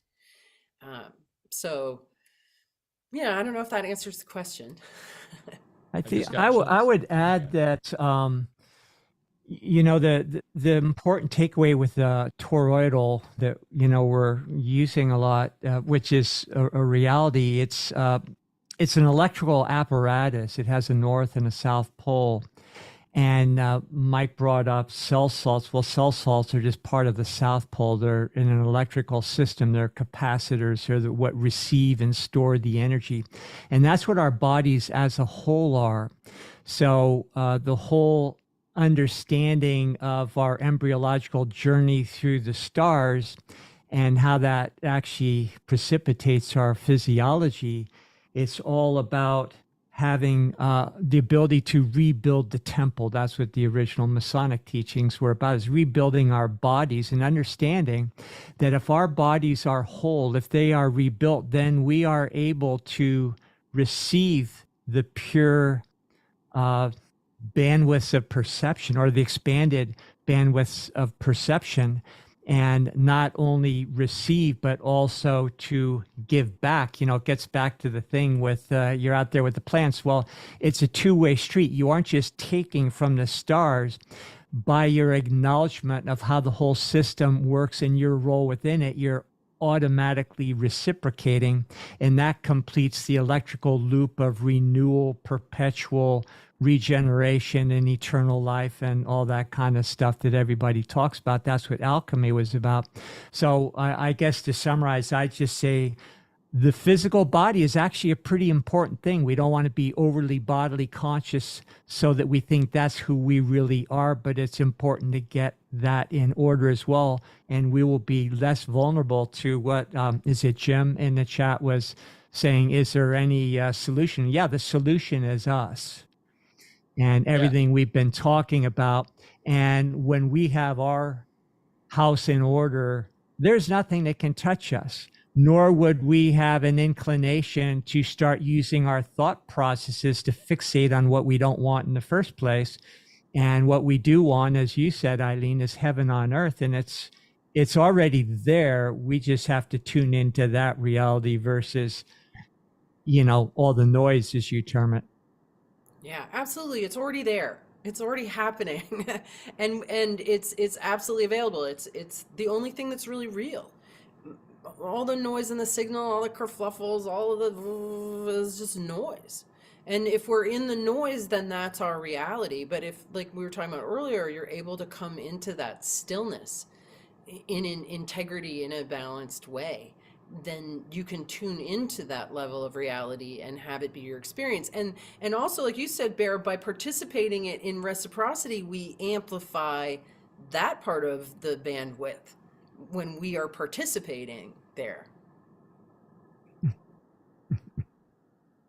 Yeah, I was going to just say, in doing so, taking care of your own inner terrain of your harmonics and being really tuned in, then your field affects others. Nature, you know, abhors sort of disarray and that sort of, you know, those concordant, you know, those you know what those evil ones put out there, right? When you listen to the birds in the morning, it's serene, it's just magical, right? And that's what nature is. And I believe when you're resonating with that, you actually then can affect those who might be lost and might be the ones doing the evil because they haven't done the inner work themselves. So I do think there is a responsibility for those who have woken up and are engaged with this. This is why we do Music in Sky, to bring those people in and to help affect them and to raise them up, because we see that when we're at Music in Sky, right? There's like you feel that vibration, that sort of the amplitude increases throughout the weekend as we go deeper and deeper into the work and listen to talks and dancing and singing and all that. You can feel that sort of energetic evolving. And I think the more that we can bring people into that fold, the less we'll have people flying planes chemtrailing us. Huh, I like that thought. If there's even people doing that. Some people Yeah. say it's AI. Some people say it's like some weird, creepy technology. We don't even know what it is. But anyways, yeah, I mean, that's what we do here, right? We help each other out. Yeah, and we are tuning forks. I mean, we are antennas that are constantly receiving and transmitting information. And the more you make yourself coherent and regulated, the more you're going to bring that vibe out in the world. I know that in my work that I've done so much grounding and ground, so much breathing and grounding. And people meet me and they're like, wow, you're so grounded. But then that makes them feel grounded standing next to me. And so where the whatever you do to improve the sound that your instrument is making, audible or inaudible, that is going to inform the people around you. A strong, coherent signal overtakes and entrains a weak, incoherent signal. So be the tuning fork, be the strong, coherent signal, and know that that is going to affect both locally, your local interactions, but it's also going to inform the larger mix of all of us. It makes a difference. Absolutely. So, what haven't we talked about yet? Maybe a little bit. Could you elaborate more on some of your upcoming workshops, maybe that I'd be very interested in as well? Yeah, And I know you definitely. spoke on it a little bit already, but if you So, would. coming up next week, starting February 1st, we have a Hmm. Sing the Body Electric workshop. That's a 4-week workshop. And Hmm. I'm so excited about it. It's really the most powerful transformational work that I've ever done. And I've really been immersed in like what is out there and what can I do, and really jump in with both feet in a lot of different things. And this work has I think one of the things that I really love about it the most is that it has improved my singing voice so much, so that when I'm singing, first of all, it makes me inclined to sing more if I'm washing the dishes or in the car or in the shower, whatever, just more inclined to sing. Because if you're singing, you're not sitting there thinking stupid thoughts. Like many of our thoughts are just fearful or repetitive or creative in not good ways. Uh, there's a lot of irresponsible thinking that takes place in human minds, with the sense that there's no consequence to thinking garbage thoughts, but they absolutely do have consequence. So I like to sing just because it keeps me in my body and it feels good and I'm in the present moment. Right? That's so much about what health is. Is like, can how much of you can you bring to this moment, right? And how much of you in a regulated, coherent expression. So, so doing this work with sound and really getting my instrument in tune has made it so that I enjoy my singing voice and that I'm really playing with my human instrument. I'm really moving my voice around inside, whether it's in the root zone and I'm getting really growly or up in the top of my head and really being high and clear. There's such a pleasure involved in moving our voice around singing. There's just nothing like it. It's so satisfying.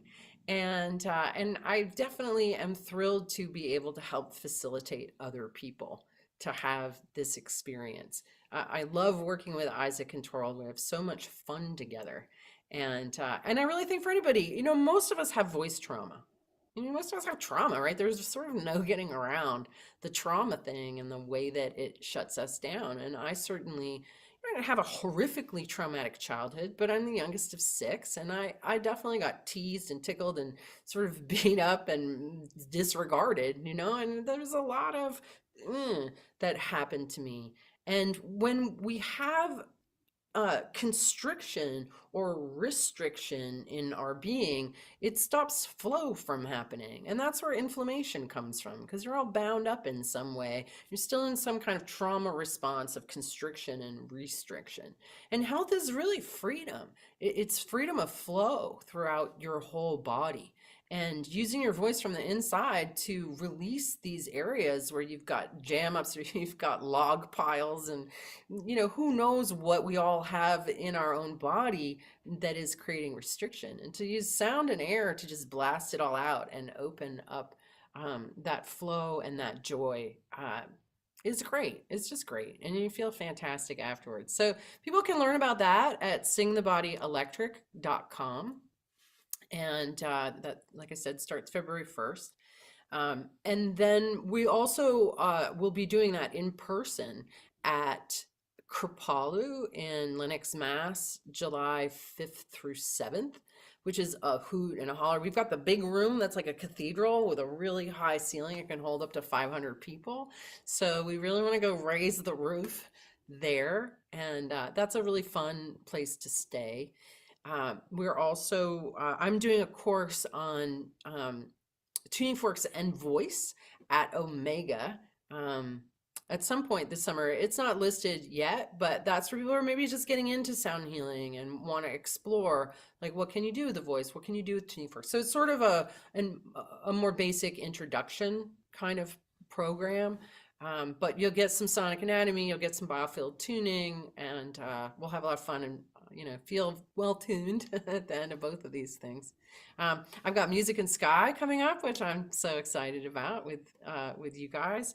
Confluence. Mike, you were at Confluence last year. It was a fantastic event. It's at Sovereignty Ranch during the eclipse, and I will be tuning again.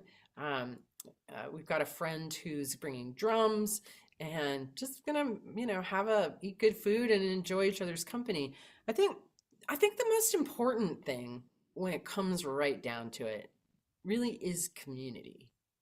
And I have the very good fortune of having some incredible community, just incredible community. Like, I love the Tribe of Music and Sky. I love the Tribe of the Confluence. Like, when we get together and we hang out together, and that brings that flow, right? That circuit, that love, that appreciation, all of that juicy stuff. And we really are stronger together.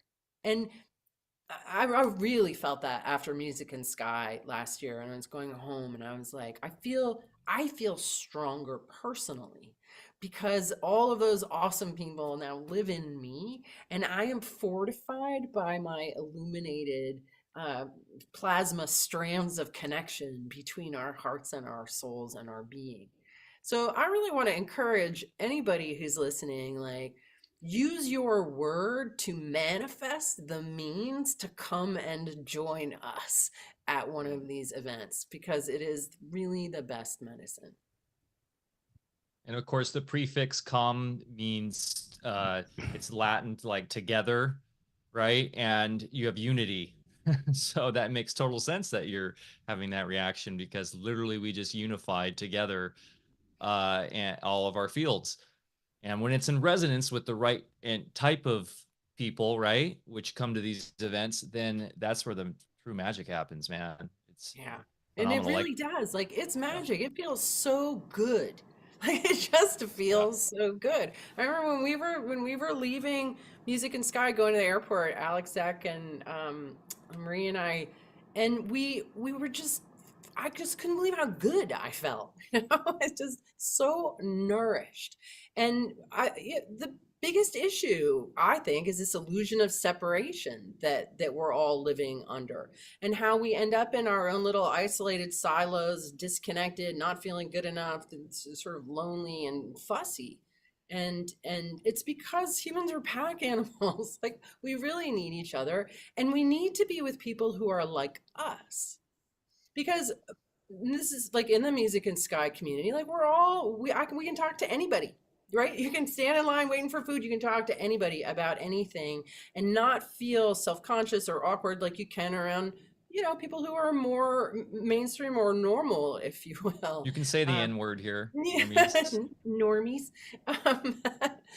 And yeah, just the being with your tribe, and when you speak, having that reciprocated to you, like, that is so important, because I think many people live in communities where they see things differently and they speak, and then they don't get that reciprocity back, and then you just end up being like, right.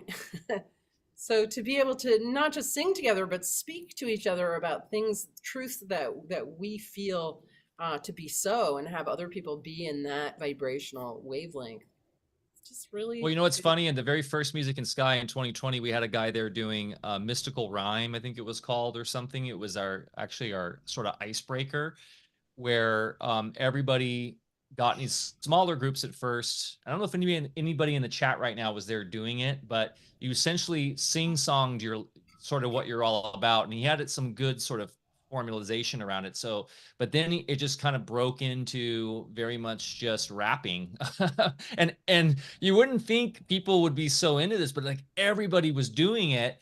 And it was an amazing icebreaker because it's like after you do that and like fully put yourself out there, then everything else is super easy. So maybe we'll get him back because that guy was super cool and he's actually in the Bay Area, so it'll be easier for him to come to Mendo. But yeah, and then Sam Wu is in the chat, who you know, Eileen, and he was saying he was talking to Alec Zeck about potentially doing sort of because Alec comes from sort of gospel background. He loved listening to gospel as a youth, which is really interesting. And there's something really powerful about singing that sort of music. And we're not saying doing that. I guess, they're talking about bringing that to Music in Sky in a way where we're all singing together and that sort of more elevated, well, there I go again. Hi. But you know what I mean? That sort of like super nice resonance of beautiful words, because sometimes when I'm singing like the Beatles, I'm realizing I'm singing like Lucifer backwards or I Love Satan or whatever, and which is fine because I like the Beatles still, even though they were like a Tavistock creation, whatever. But if like we can sing beautiful The songs walrus together, is Paul. yeah, Paul is dead. Paul is dead. But if we can sing these, beautiful songs together, that's going to be a lot of fun. So Sam, yeah, let's talk about that. And everybody go follow Eileen, support her work. Her website's in the show notes below. Are there any other links or anything anyone should know besides the biofieldtuning.com? No, just biofieldtuning.com, singthebodyelectric.com. Wonderful. Will you think you're going to write another book anytime again? Oh, I am. Actually, this is kind of a funny story. I started my first business when I was 20. And so I've been leading teams for 35 years. And it's not easy to grow organizations and to run businesses. And we recently went through last year kind of some difficult interpersonal stuff with people that we were in the process of working out and figuring out. And I got inspired to write a book called Teamwork, Getting It Right. Right, in divide and conquer world, we got men against women and people of different skin tones against people with other skin tones and colors of political parties. We've sort of lost this ability to get along. And there's some really formulaic stuff around working out how to be good teammates, whether it's with yourself or your life partner or your friends and family or your coworkers. And so I got really excited about this book, Teamwork, Getting It Right. And when I wrote my first two books, I created what I call a brain dump document, where I go in and I write all of the headings and subheadings, topics, like everything I want to cover. And then the way that I wrote those books was whenever I sat down to write, I just look at my brain dump document, pick a topic, write on that. And then after I'd written on all the topics, I figured out how they all went together. So I did this brain dump document, got like pages of all of these different things that I wanted to cover.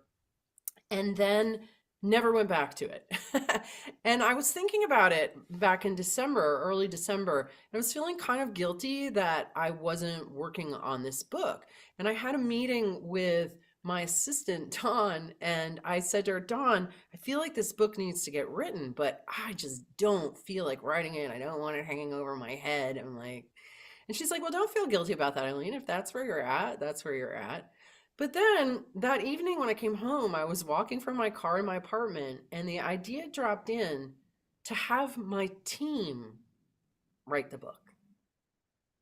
I've got like 30 people on my team. We're all living and practicing this all the time. And everybody has like different insights and things like that. So we're going to set up a framework where people have up to like an hour and 15 minutes a week to go into the master document, to pick a heading or a subheading and write on it.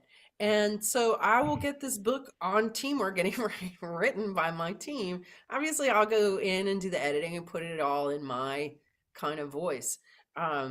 But yeah, like the thought of writing a book on teamwork, not wanting to write it by yourself, and then being inspired to have the team write it, I think just speaks to the whole thing about how we've all been put into isolated silos where we feel like we need to do it all ourselves. Many people are not good at asking for help or realizing that things are better. Many hands make light work. So I'm actually really looking forward to getting this all set up in such a way that people can contribute, and then yeah, and then sort of wrapping it all up. So that's what's Brilliant, brilliant, Crowdsourcing brilliant the data. concept. And I think very necessary for us to all learn how to work as a team to get through whatever's coming, this next year. So right on target. Go ahead, Mike. That's beautiful. And I was just saying, crowdsourcing the information. That's the way to go. That's what we're doing with this year's Music in Sky. We're calling it an open source event where everybody takes part. So that's so cool, Eileen. Thanks so much for doing what you do. And this has been a fantastic conversation. I've really enjoyed it. I know Bear has as well. Yeah, great reconnecting with you, Eileen. And I look forward to seeing you soon after Music in Sky, just a few months away. Yeah, it is just a few months away. It's so exciting. Well, thank you guys. I loved hanging out and talking. Thanks so much for having me back, and great to connect with your wonderful community as well. Well, I'll see you Lots in Texas in a couple months. And remember, guys, get outside, get your feet in the dirt, go ground. That's been a theme today, as I always end every Alfacast, to go plant something, go for a hike. Actually, got my new grounded shoes I'm trying out. This company sent these to me. I'll be rocking these in Texas. They've got the coil in them, kind of like the sandals that we wear, but these are actually shoes good for the winter. So always cool that there's more and more innovative companies coming out. And this is all organic, natural leather, kind of throwback to the Dutch style shoe. But anyways, I'm trying them out right now. I'll give you guys my review on them. But when I can't go barefoot, it's nice to have these. So grounding, guys, so important. Love you. We'll see you next week. Have a great weekend. Cheers.